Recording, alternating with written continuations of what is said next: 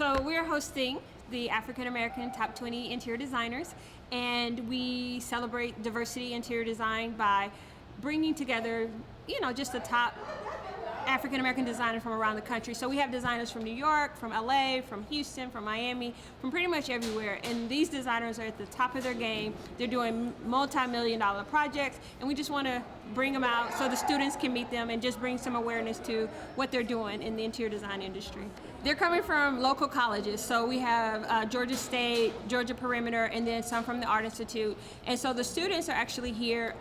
Their admission to the conference was sponsored by several design clients of myself and some of the other designers. So we just want to bridge the gap so that they know that they can count on us and that we're here as a resource for them.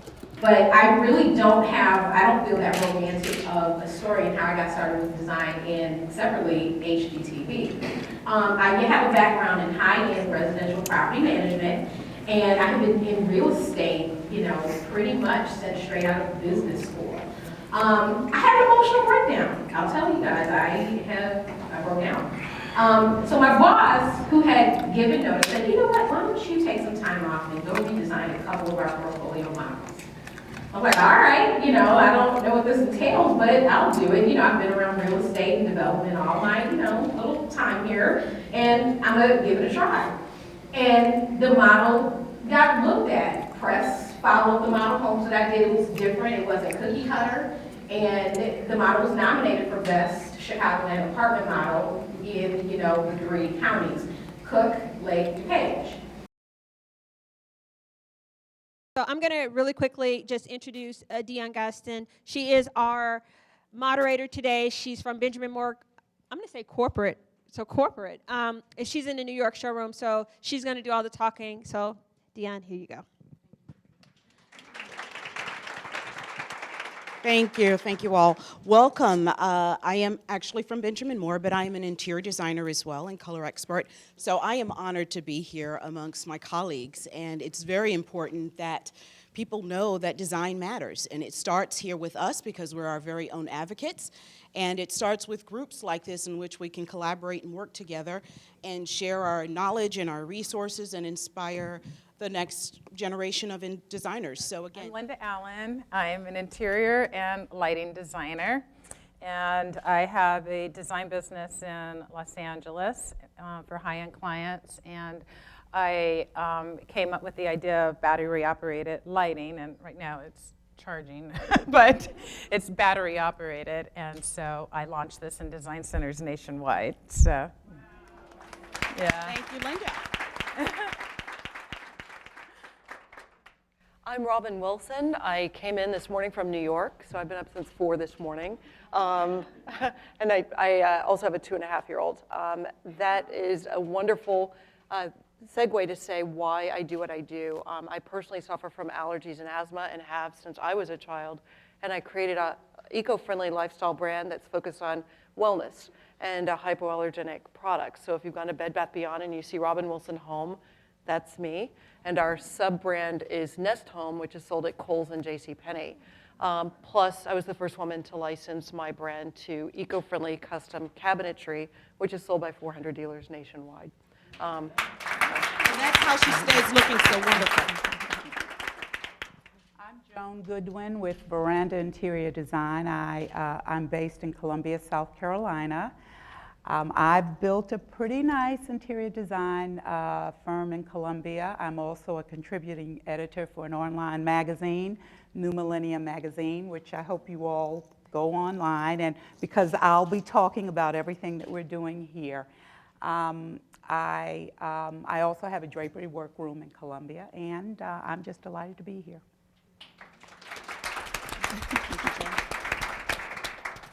Hi, I'm Lorna Gross Bryant. I am based in Bethesda, Maryland, which is in the DC suburbs. And my firm specializes in very high-end residential design. We also do a little bit of commercial. Our primary clientele consists of C-level executives, ambassadors, multinationals, and of course in DC we always have to have the lobbyists, so a lot of attorneys. And I'm just proud to be here as well.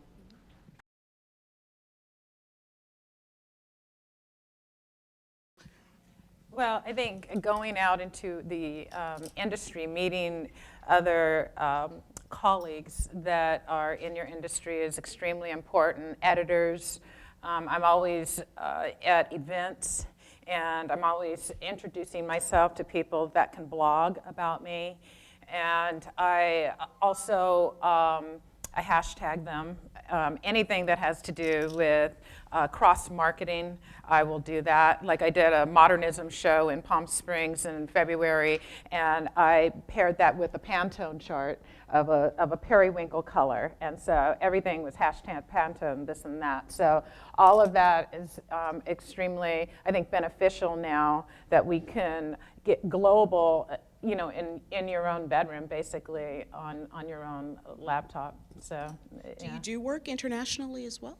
well, my lamps are. I'm pissed because this thing isn't working. It's like, but it was working. But, It was. I saw it. It was yeah. absolutely amazing. There it is. There you go. But see, it's for some reason, I don't know. And it was working this morning. So, but anyway, it does work. I've seen it. It must be the plane trip.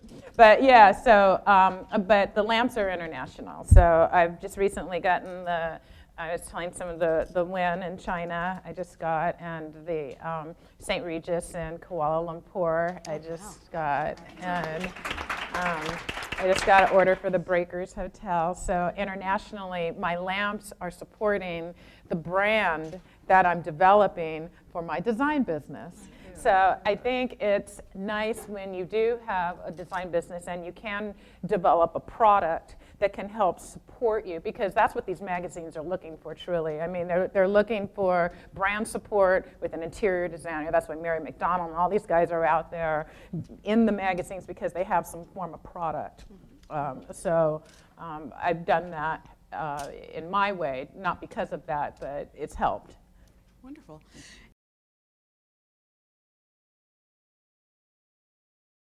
And I want to say to especially the students, a lot of people say, I do design. And they don't understand, do people in show business say, I do show? You're in business. You're in the design business. And it's about maximizing your brand. It's about making money. And it's about also recognizing that the economy has changed. I do very little design today because of the brand work that I do. But a lot of people are going to a retainer model because too many people can take your ideas and your markup is gone. And so if you're on a straight markup basis, you will go bankrupt if you have staff working for you too, because you have a fixed cost with your operations and your staff costs. If you say my retainer is, and I'll make up a number, $8,000 a month, right? Or $3,000 a month. What that means is your costs are covered if you have 2 or 3 clients, and it means that you're on the same side of the table as your client. And so your client, if they say, I do want you to do markups on top of that, fine. But if not, they can go buy the stuff if they want to. You have to protect yourself today, because people literally go to house after you have a meeting with them, and they buy everything. Yeah. And then you come back the next day and they're like, oh, I already got it. And if you're on a markup model, you will go bankrupt. That's the way the universe is going. Also, people in the past could not even come into designer showrooms. Today, they can. They know about it. And they go shopping. And they buy everything, or they find a way to get it, and you will not. So I'm just saying that to start my presentation, to say change with the times so that you're not left behind. The biggest thing about building a brand, I think, I started 15 years ago, and I was afraid to put my name in my business. So I'm just going to if I can go just Absolutely. a little vignette. It's a great story. It's very funny, actually. I called my company WSG Consulting, which in 10 minutes you're going to forget. And about 5 years into the business, we were doing quite well, and I got a phone call from O Magazine. And I thought it was a joke. I thought I was being pranked, so I didn't return the phone call. The next day they called, I didn't return the phone call. And finally, the third day they said, it's not a prank, please call us, or we're going to the next person on the list. So I called back, and it was Adam Glassman, who's now Oprah's creative director. So he discovered me.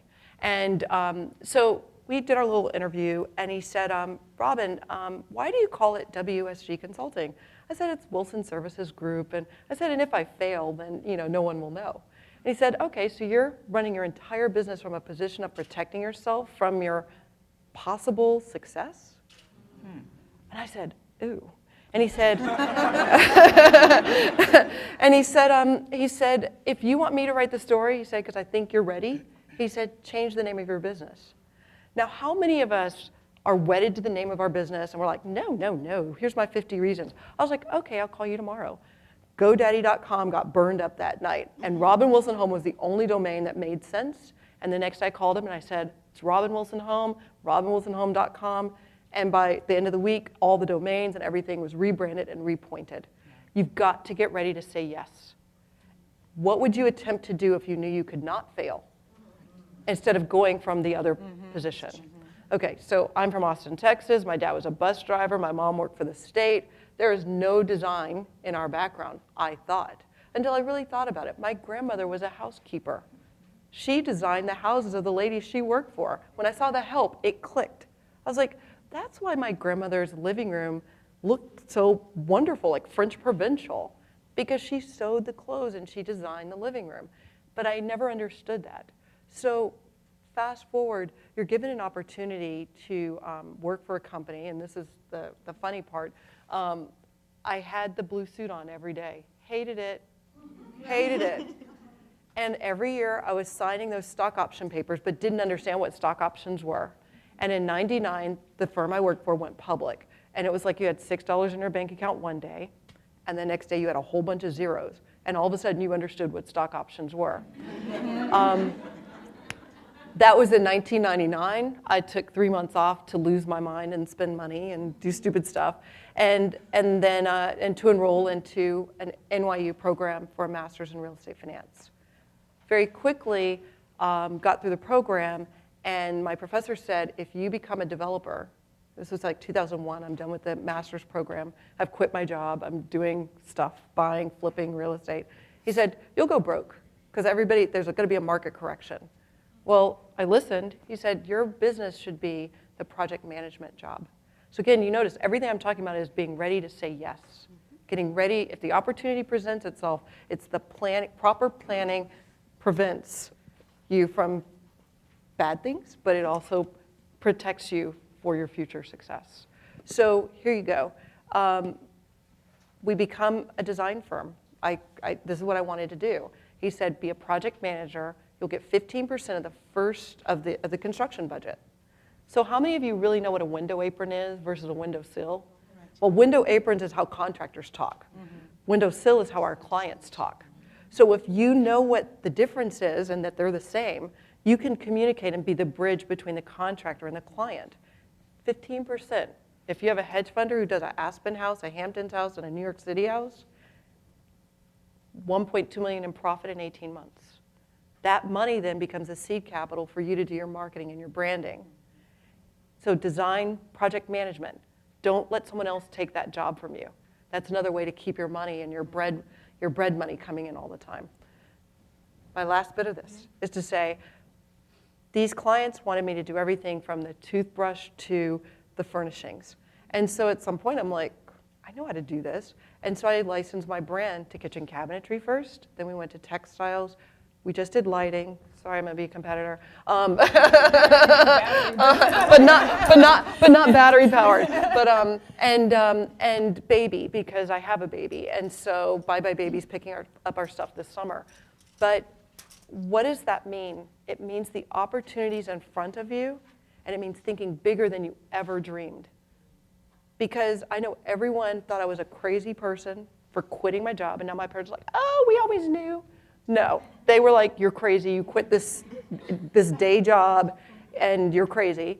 And then my friends were like, but you're not an expert in hypoallergenic living. I'm like, I have asthma, allergies, I was hospitalized, my parents cleaned the house like cleaning fiends, and I know how to live a non-toxic lifestyle. So yes, I am an expert. And when I hear the statistics in our community, or in the world, 60 million Americans suffer from asthma or allergies. That's 1 in 5 of you. I bet you if you raised a hand, who has allergies? Who has asthma? So we can do a Who count-off. knows a relative who has allergies or asthma? Everybody in the room, right? So that's my niche. So that's 60 million Americans that can touch my brand and get my pillows, my sheets, or whatever. But let me tell you one other thing. Only 16 million people suffer from diabetes. So why is asthma and allergies less aware? Why are people less aware when it can kill you? Asthma is like the 5th leading cause of death. Okay? So we created a niche. So back to business, design business. To everyone in this room, your success will be derived if you find a niche. Whether you do the best nurseries, the best man caves, the best kitchens, find your niche and let that be what people write about. So you are then the expert in that area, and the press can then follow you and get excited about your brand. You have to develop a Right. product that you're passionate about. You have to develop a product that you're in the industry with. Because if not, then you can't sell yourself because it's part of who you are. Yes, that's right? right, that's right. So it shows, you know. thank And you. same with me, with my lighting. And I have a lighting background. And I have a backstory to my lighting, where I was with Disney Imagineering and developed story for their theme parks with lighting design and helped create a lighting design industry there. So if you see the lamp post when you're getting your tickets at Disneyland, I did those. So. Then you can pitch yourself, you know, more Right, effectively. right. Be the expert. Right. You to are be the an- expert. You are have the to find expert. some And by the way, students. I have to go out into with all the showrooms that are represented to me. I'm the one that's best pitching my brand. Right. So, you know, my lesson with me is that I've had PR people. We all have. We've had people that represent us, and I've always been in the very beginning thinking that I couldn't pitch myself. Well, today, it's transparent. You can pitch yourself. I go up to editors myself. I'm sorry, but they appreciate it. When I just got another showroom representative in Miami, my PR person goes, well, let's have a meeting with her. He goes, no, I want to talk to you. And I talked to them, and I pitched my personality and my charisma and my passion, and they took me on. So I think today, you can go out there and anything is possible with your brand. Met Kimberly right here in Atlanta. I came down to audition for the HGTV casting call, and I met her at a party, and I told her, I said, Kimberly, look, I said, I'm in Columbia, South Carolina. I am so burnt out in Columbia, South Carolina. I need to do something different. I need to move on to the next move. And she looked at me and she says, Joan, I know exactly what you need. Meet me in New York in 2 weeks. I didn't know her. Anyway, I met her in New York, met her at a hotel. We went to the big design show there, and she shared a lot of things with me. She looked at my website. She said, you need to change this, this, and this. I did everything she told me to do. And in the process of doing that, my business began to grow. I got a fresh face. I came here. I got a professional photograph. Everything just began to open up for me. In Columbia, I do a lot of show houses. I've been doing show houses since 2003 when I did my very first 5,000 square foot show house quite on a whim. I was an unknown interior designer, and I was one black African-American interior designer in Columbia. But you know what? I put on my red suit. I went to the one female builder, and I took my portfolio and I said, this is what I do and this is what I can do for you. And she hired me, and I did that house and I blew it out and ended up on the front page of the home section of the Columbia newspaper. And since then, I've never looked back. I do show houses. I also do a lot of commercial work in Columbia. I just recently finished a huge charter school in Florida, which was, I can say, the most rewarding project that I've done, where a principal that I'd done work for 10 years ago called me and asked me to come to Florida to do this charter school that was an all-black charter school with the most incredible children. And I went down and brought life and plants and colors and all the ethnicity that they wanted to that project. You know, I'm still learning about social media. Again, as a result of Kimberly, I now tweet. Or I'm on Twitter, okay? I'm on Instagram, I'm on Houzz, I'm on Pinterest. I do all of that. I have a blog, and but more for me, it's word of mouth. It's doing the show houses in Columbia, which I do a lot of. I do a lot of advertising in our magazines, and word of mouth. And it's worked for me, even though I still feel like, okay, I gotta, get a little more with the here and now, but I'm doing that as we speak. So, yeah.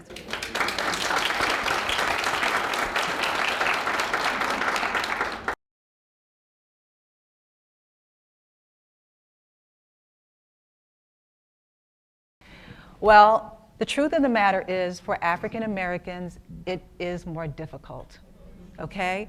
The reason is because we don't have the legacy of wealth, okay? 2, 3 generations from now, maybe our children, our grandchildren, our great-grandchildren will benefit from what we're doing today. But today, we gotta work a little harder, right? And so my first answer to the woman who asked the question was, you have to have an understanding, first of all, for, as Robin said, what you do well and who you are as a designer. So if you have a certain area of expertise or if you have a certain personality, then you have to determine what that is and figure out where your target clientele is, okay? Once you figure out where they are, go there, right? So in DC, and also have an understanding for your demographic in the area where you are. In DC, we have a huge society of networking and connections, right? I mean, you guys see it on TV, what you see is mostly true. So it is very much about who you know. So if you don't come from the background of those connections, then you have to go there, right? So what I did when I first started was I started placing myself in the areas where my target clientele were. Charity organizations, professional organizations. Knowing that I came from corporate America, I knew that my best clientele were the C-level executives because I spoke their language. I knew the way they wanted their proposals. I knew the way they wanted their budgets. I knew that they wanted to have their stuff in on time. And so there was a lot of synergy along those lines. So I started placing myself in those organizations. And one thing I can say, I know that this is an instant success society. We want everything immediately, but that's really not the way it is, even though it kind of seems like it, right? I mean, everybody who's here has worked very hard over years and years to establish where we are today, but it wasn't easy.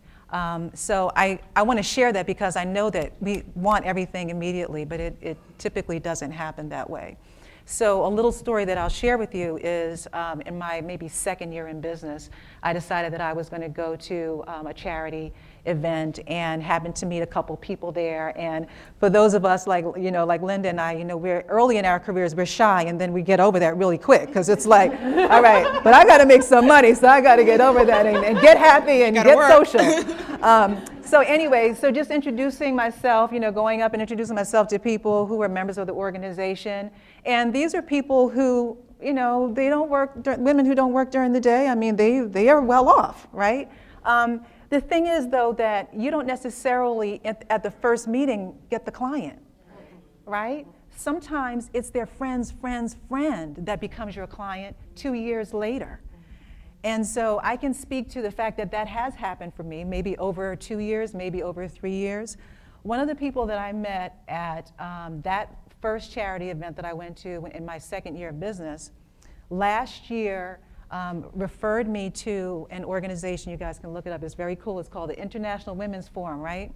And the people who sit in this organization are folks that get vetted.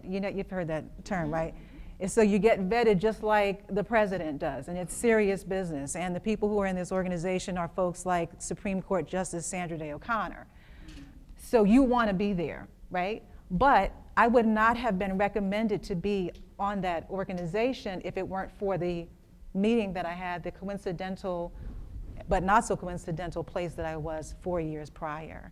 And so now I got inducted last year with Judy Smith, who is the woman that Scandal is based on. So, and those connections, and I've only been in the organization for 6 months and already have 2 clients. But it's because once you get in these organizations, they know that you're trustworthy. right? And you were talking earlier about advertising and these other forms of communication. If you're not doing product, in interior design, this is a relationship-based business, and people want to know that they can trust you to come in their home with their kids and their family, and that you're not going to rip them off, and that you have their best interests at heart. So those kinds of relationships where trust is built, it's built over time.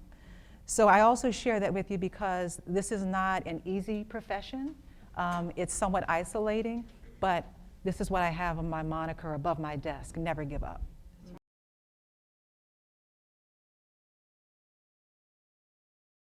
There are a lot of ways to enter into the interior design business. It isn't always about decorating. I mean, I came in as with a drapery workroom. I started physically sewing draperies myself, and had a drapery workroom in my garage, and did my entire cul-de-sac, and that just ventured out into, ventured out into other people. But I get calls all the time from the Interior Design Continued Education School in Columbia, from students who want to know how I got started in the business. And I always say, you know, I did go to school. I am a certified interior decorator, but I took that knowledge and I took it to another level. I decided that I wanted to do custom designed homes. I came to ADAC a lot and I studied here, and I did a lot of reading, and I just created the vision that I wanted other people to have.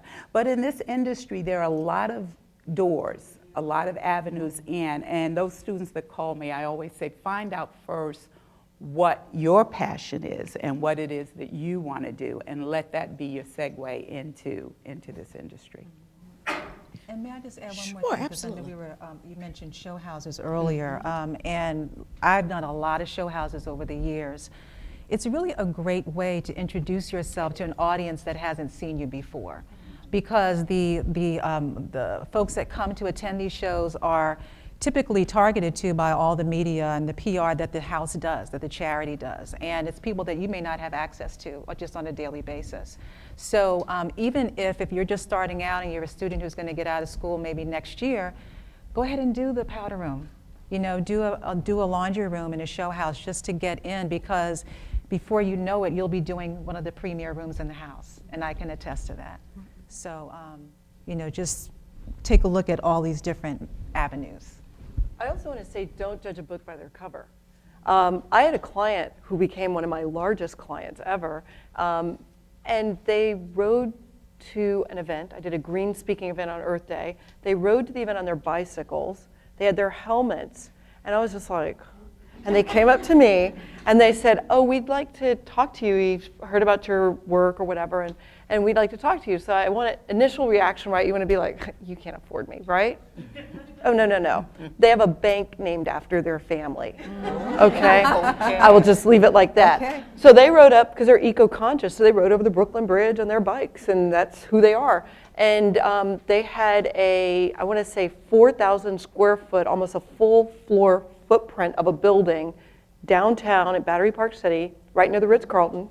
And it was empty except for 2 mattresses and a guitar, and you know, a couple of pictures from their trip to the Marshall Islands where they were Peace Corps workers the year before. And they said, do it. And I said, what's my budget? Whatever it costs. Okay? But had I done the, you know, so I just said, I'll see you tomorrow, right? Because I knew the building was expensive. They said their address. And I went up there and I was like, oh my God, you've got like a panoramic view of the waterway of the Hudson River, and every room is curved, and so I have to do custom furniture for everything. And they were just like, I was like, okay, well, where should we start? And they were just, you tell us. And so that project, one afternoon, we spent $60,000 in the first hour, and it kept going from there. And I just say to you, don't judge a book by its cover. The reason why Oprah's people found out about me is because I was sort of hungry one holiday season, as they say, you need to pay your bills. And so a client said, oh, you know, I have a friend who has a 300 square foot apartment. Okay, that's like a garage bay for most of you, but that's a New York apartment for many of us. And they said, 300 square foot, you know, she just doesn't know what to do with it. Can you just meet with her? So I go into this place and I'm like, oh, everything's brown or beige. And I was like, oh my gosh. And I'll just say her name was Carolyn, because she was my first crazy big client. Because you've got to remember, they have their first home, then they get married, then they have the bigger home. And okay, she's still my client, okay? And they're on their 4th home and they're building one in Aspen right now. But I didn't know her dad was the CEO of a major publishing company and her mother was the heir to a bank fortune. So Carolyn's little apartment was the first apartment she bought for herself, and she wanted it to be fixed up. I did that on her budget, which she gave me. I think her parents gave her $40,000 to do the whole apartment. And I said, okay, but I didn't know it was her parents. I thought it was she'd saved money and bought an apartment, and you know, I don't know her backstory. We do that apartment. She told everybody. Her parents came by and said, she did this in like 12 weeks, oh my God. And that's how Oprah's people found out about me. Don't judge the book by the cover, because a lot of people will be like, 300 square feet, whatever. But I said, this is a ship stateroom. How can I make this fabulous? Take out all the doors, except for the entry door. Everything became a pocket door. And that was an easy way to make that space larger.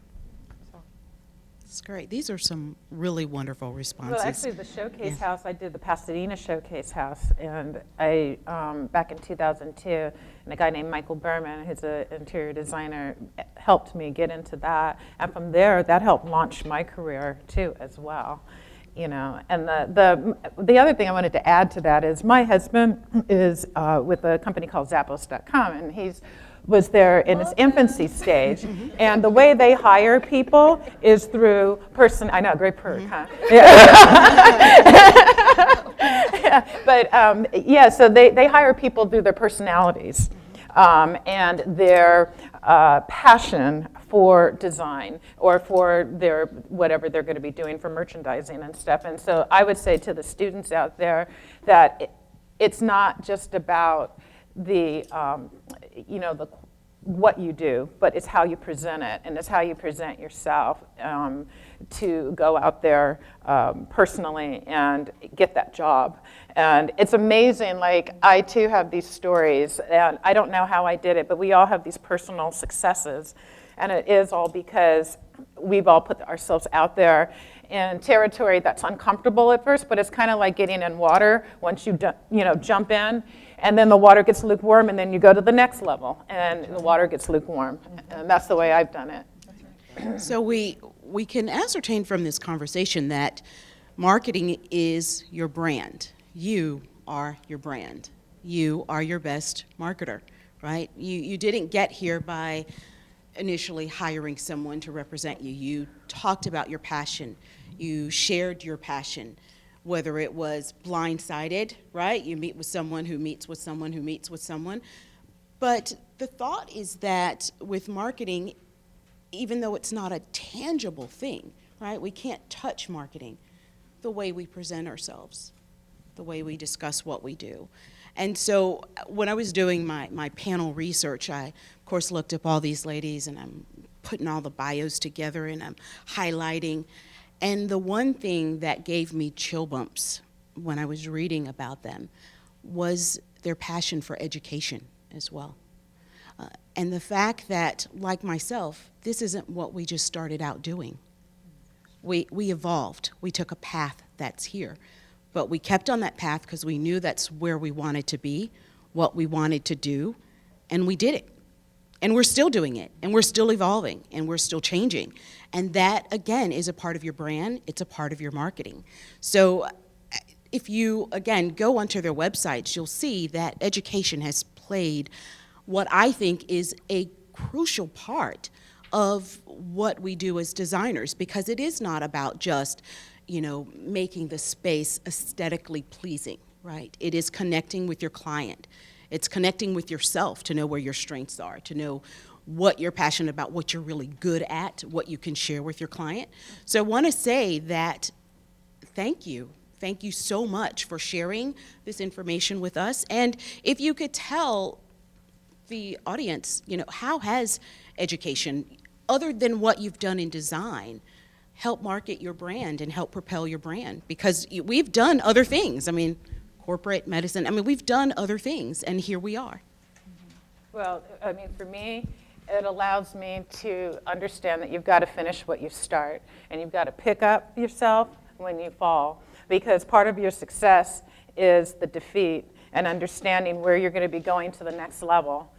So for me, that is one of them. And then one other thing for me is the question you ask is, who am I? And if you can answer that in one sentence, and that helps develop your brand, right? And so that is the sentence that you take out and you move forward, because everybody, these editors or whoever they are, they want like these snapshots of what you're about. And so if we can understand the essence of what we're about and help motivate that and propel us through the passion of through our design, I think that creates a brand and success within itself.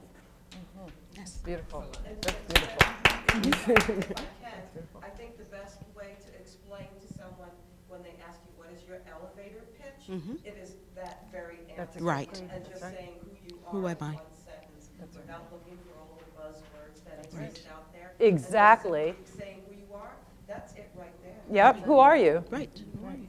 Robin? Education has been key to me. As I said, I did not train as a designer. I'm not a trained designer. I am trained to be an economics history major who worked in consulting, who then became a developer. NYU, Masters in Real Estate Finance. Well, how does that really play today? I can talk to a hotel owner or development company and say your return on investment is X. So you can spend $10,000 per elevator cab, or you can spend $1,000 per elevator cab, and your ROI is going to be X, Y, Z. So I can talk to them in their language. That's my, hello everyone. That's my education. But I want to say this. We can talk all day about education, brand building, success, but our failures are sometimes what really mold us. And it's not sometimes failure like you think failure is. It's a crazy mix of, ooh, and you have that moment when you want to quit, and that moment when you want to give up, and that word resilience comes back. And you say, I'm not giving up, because I want this dream. So if you, 2 books I want you to read, students, The Alchemist. Paulo Coelho. Yes. And the second book is called The Dream Giver by Bruce Wilkinson. All right. That book will teach you about the people in your life, your family members who may hold you back, your friends who might hold you back because as you move forward, they're standing still. And you can get afraid because of those voices in your head and that tape that winds in your head. So I will simply say there's a story on my website. I made the cover of a magazine called Today's Businesswoman. Not just for the success, but because this is the crazy failure. Most people would say it's a failure, right?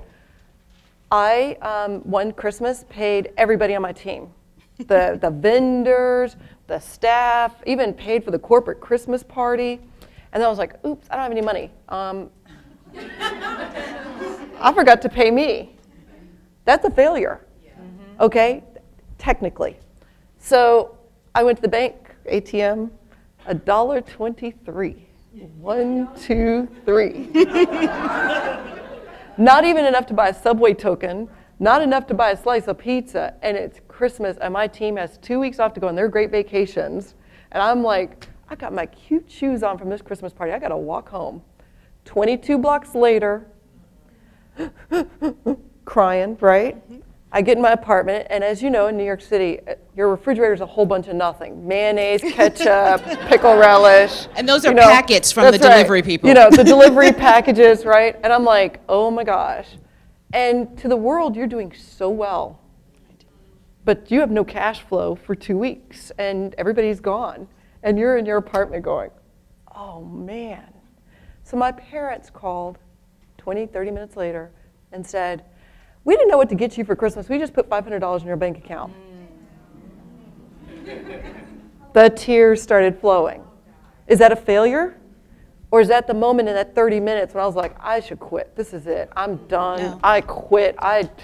You know, that is what you have to remember. When you get the oxygen moments, because that's all you need in the ocean to survive.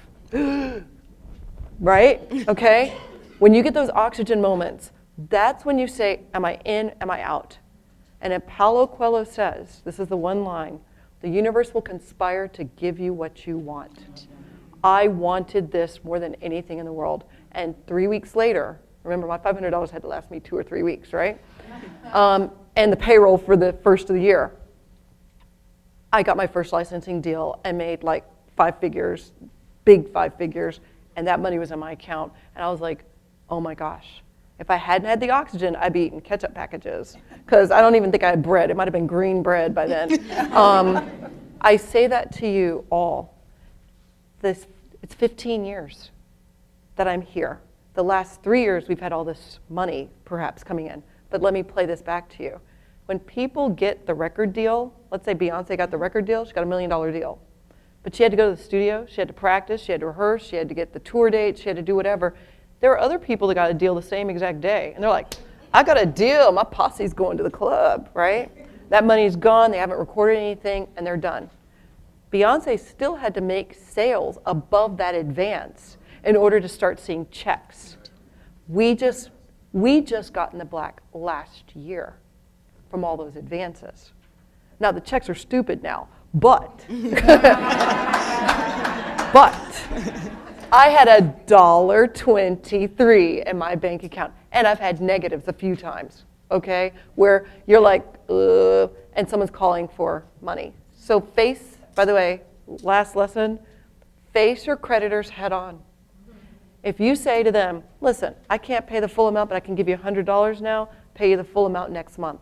Be good with your word, and guess what? That creditor will be happy that you call them with honesty versus them chasing you.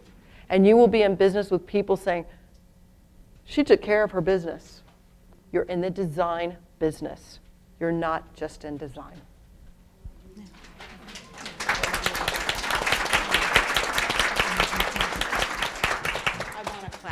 Well, for me, I didn't start in the interior design industry. My education was in hotel restaurant administration. I kind of stumbled into design because I was a widow and I had 4 children and I had to support my children. And I loved custom draperies and I wanted custom draperies. And so I made custom draperies, and through that evolved my drapery business, which is still the largest, that really supports Veranda Interiors. But in the process of that, I mean, I've done many things. I had an interior design studio, and you talk about failure. I had a great idea.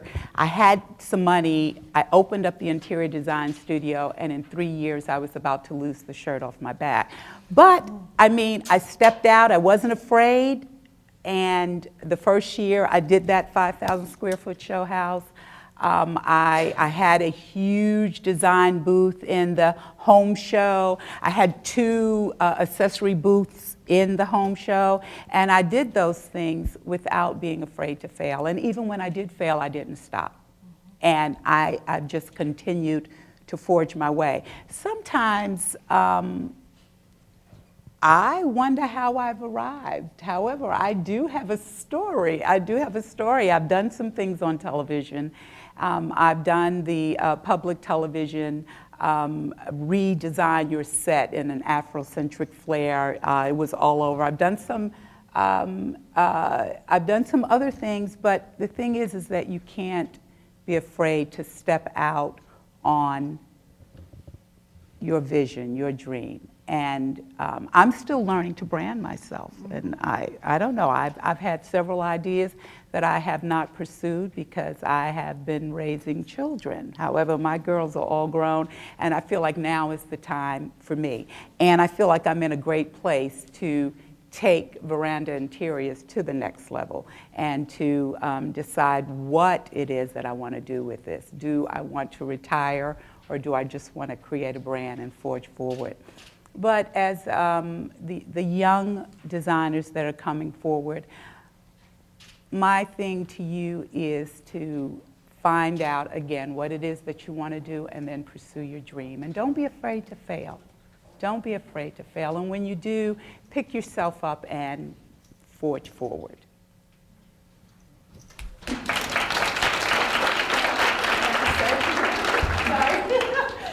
Okay, so I was in the set design at Disney, right? And the one thing that I can share with everybody is that branding a design project is about using all 5 of the senses. So if you can create with, the sight, sound, smell, all of that, and create an emotion-based design, then you help create your brand, and you can captivate your audience and captivate whoever it is that you're designing for. Because if you design on the surface without having the emotion behind what you're designing, then it doesn't have the same validity as it does if it goes deeper. Like, I always look at like these showrooms, and if you could see the backstory of each person that does textile design or does whatever it is, then you could completely have more of an appreciation for what they put into it and what it's about. So I just wanted to share that. Okay. So I know we're short on time, so I'll make mine very quick. So I love the question, though, about education, because certainly, we have education, and I have 2 business degrees, 1 interior design degree, and I'm not going back to school again. I'm done. But I think it's important that we all keep in mind that we have to constantly grow, right? And we have to constantly continue to learn, or else somebody's going to come and eat our lunch. Right? You have to stay on top of newest technologies, the newest trends, right? Or you're going to fall behind. And one thing that I really love about this profession is that I'm constantly learning things from the client that is the newest client. So for me, my maiden name is Gross, and I get a lot of calls from the Jewish community. That I walk in and they're like, oh. Right, okay. But once I'm there, we're all good. And so, very recently I got this huge new project. It's a compound in Bethesda, Maryland. And I have to design a kosher kitchen. And I was talking to the gentleman from Tile Bar last night, and I've never done that before. And I just love that in interior design, there's always something new to learn. And so I'm not going to say, I've never done it, and so I'm not going to do it. Right. I'm going to go out and educate myself and do my research and figure out the how, right? And get it done. So that's the thing. It's like, just continue to learn. And I'm going to give them the kind of lowbrow suggestion on a book, which was great. Steve Harvey's book, Act Like a Success, Think Like a Success. Very inspirational. You probably are, if you're here, you probably know what your gift is at this point, but he also kind of gives you a step-by-step of how to capitalize on that gift, finding the perfect vehicle for your gift, and also he tells you who to say no to along the way, which is very important, because every opportunity is not the appropriate opportunity for you necessarily. So. Thank you all. I want to thank everyone for being here. Thank our panelists.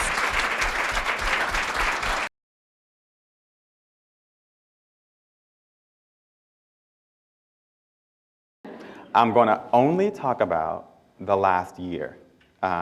Most people measure their lives in milestones like children, graduations, Jason, how many cups of coffee he's had this week. But for me, it's kind of been, for the last few years, show house to show house. I am affectionately called by myself the show ho. Yeah. Each project teaches us something, right? So what I'm going to do is show you a lot of pretty pictures, but I want you to know what they mean to me and what I've learned in the experience. It's this power in sharing what you want with other people. And this is such a great way to express yourself. So this is 2014's show house.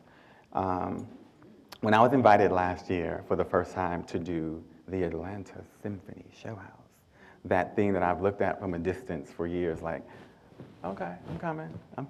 I was invited last year. They gave me a hallway, and I was like, is this is some hazing or something? What's happening? Like, is this what I get? This is gonna be, and I was like, what are you doing? Where's that attitude of gratitude that I talked about before? And so I just reminded myself that it's still an opportunity. I'm in the house. You know, it's a very small part of the population that gets a chance to do it or to be invited. So I was like, well, this is gonna be the best little boutique hallway they've ever seen, ever. Thank you. So, what would I do without Tiffany?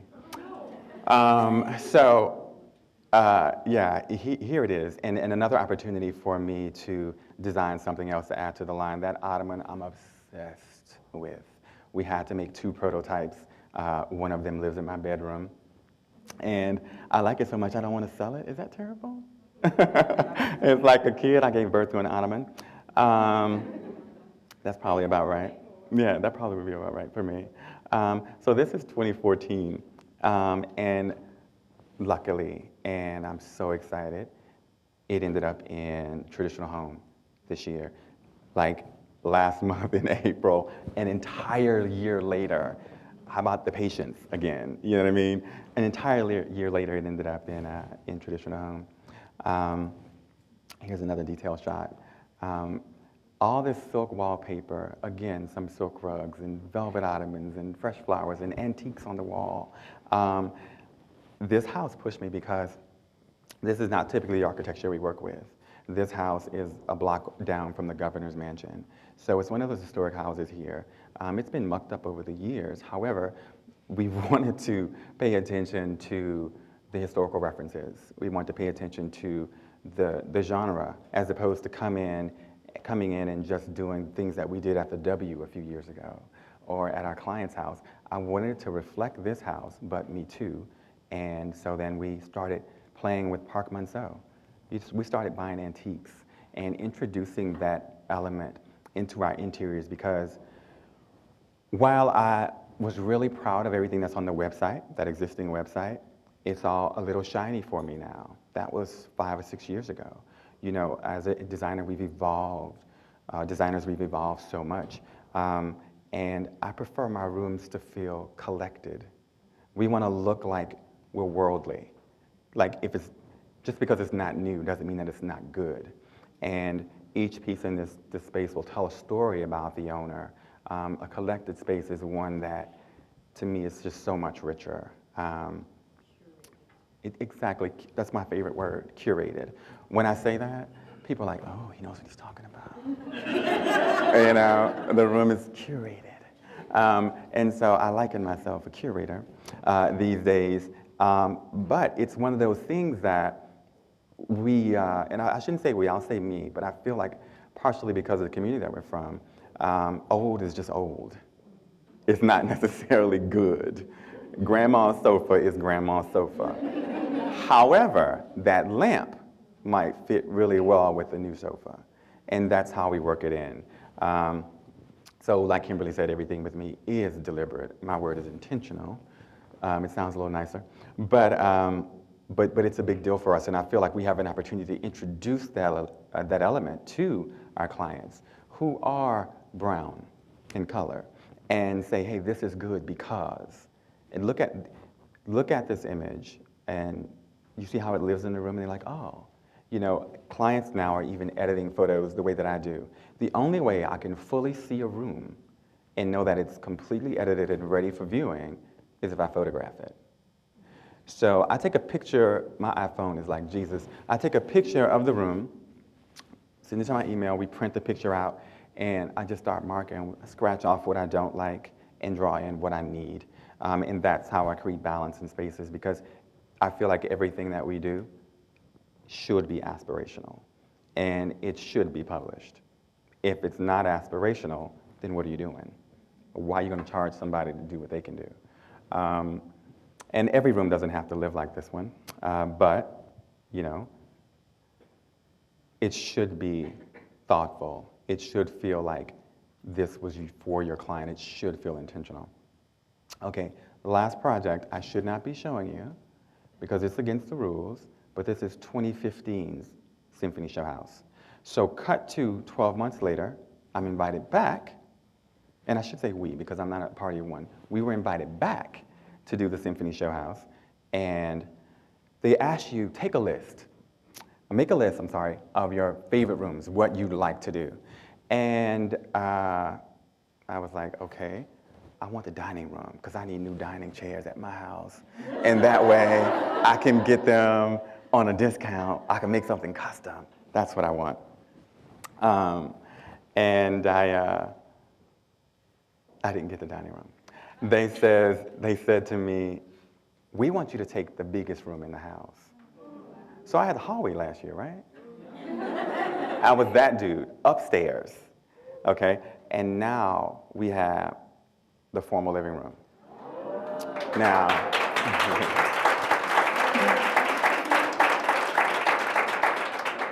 this room, I'm serious, like, we photographed this room on Monday. Today is Friday. We photographed this room on Monday, and I swear to you, it made me emotional because it's 100% me, and I love it because I wasn't designing for the magazine. I wanted to do what I felt like was missing from our body of work. I wanted to do what I felt like doing. It's so damn expensive to put on a show. It's so expensive to do a show house like this, in a space like this, under those time constraints for that group of people. Because the symphony is like, it's the old guard, you know?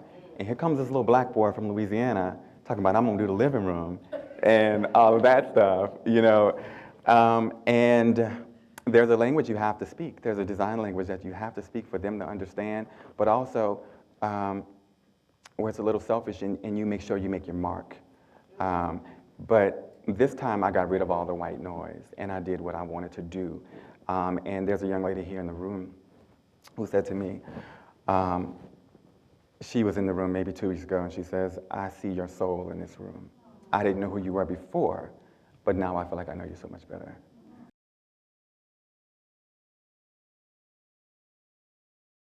I'm Lisa Turner with Interior Obsession from Los Angeles, California. Believe it or not, I tried something similar to this decades ago. And Kimberly has brought it together, and I feel that it is the time.